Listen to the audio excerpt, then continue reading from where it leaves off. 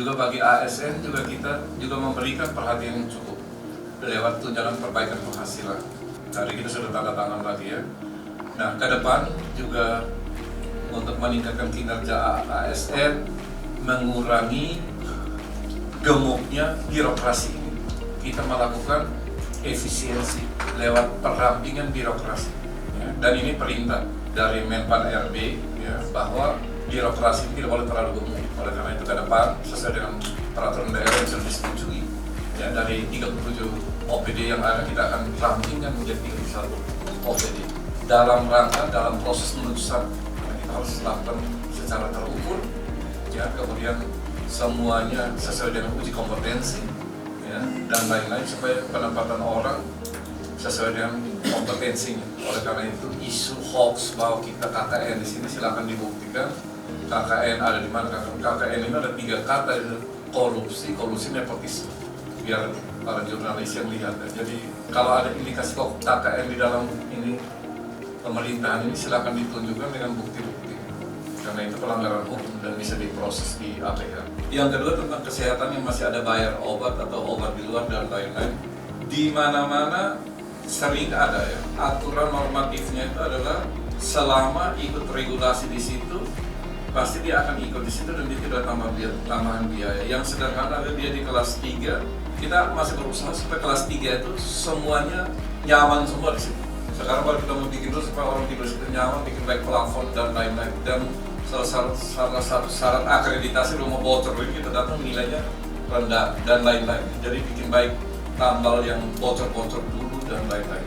Nah, masih ada yang bayar tadi, mungkin ada yang minta naik kelas ya.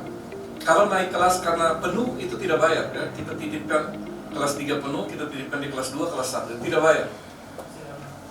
Dan yakin tidak akan kita memanfaatkan kondisi untuk mencari atau menyusahkan orang. Itu sudah pasti tidak ada. Kalau kita ketemu bahaya ya. Jadi tidak ada. Yang kedua mungkin obat-obatan tertentu yang memang tidak di-cover.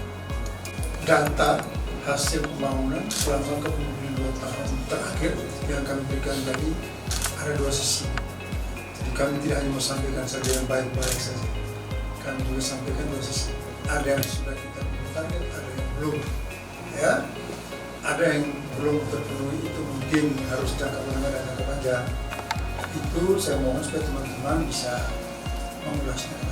Ya, memang soal jalan ini, akses jalan terutama dalam kota.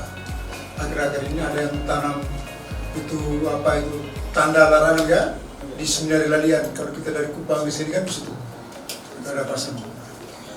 Tapi kita punya komitmen besar. Tahun ini kita akan perbaiki, tahun depan kita akan perbaiki dalam kota maupun di luar kota.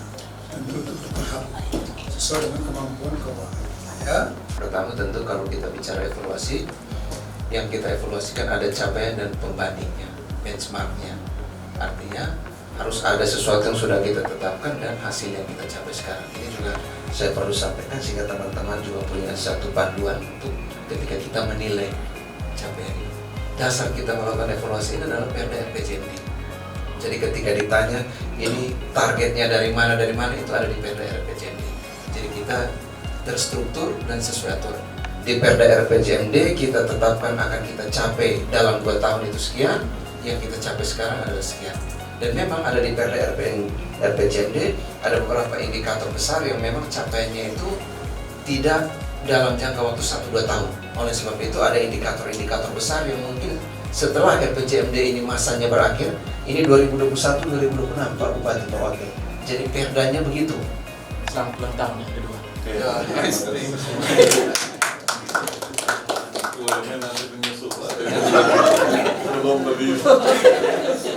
Berbicara soal angka tadi memang kami berapresiasi ada capaian dan kalau mau dibilang kami jurnalis ini kan lebih banyak di bawah, lebih banyak mendengar informasi di bawah. Kalau kita bicara angka masyarakat bilang kami tidak tahu itu bapak mereka yang atur. Tapi kami bicara soal apa yang kami rasakan. Untuk itu yang pertama soal capaian pelayanan kesehatan itu memang itu dirasakan betul. Meskipun ada beberapa yang masih ada mengeluh bahwa kami masih bayar juga, kami masih tebus obat di luar. Yang kedua soal air bersih juga keluhannya berkurang di 2 tahun ini. Ini yang saya bantu. Mungkin teman-teman punya bantuan berbeda. 1, 2, 3, 1, 2.